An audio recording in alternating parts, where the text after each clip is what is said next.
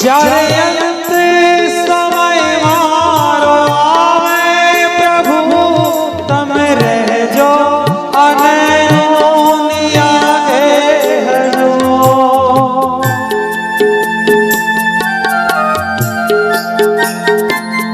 જ્યારે અંત સમય મારો આવે પ્રભુ તમે રહેજો અને દુનિયા કહેજો.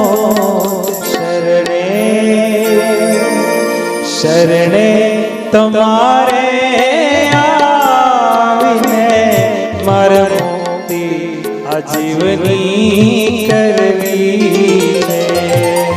મુક્તિ મળે કે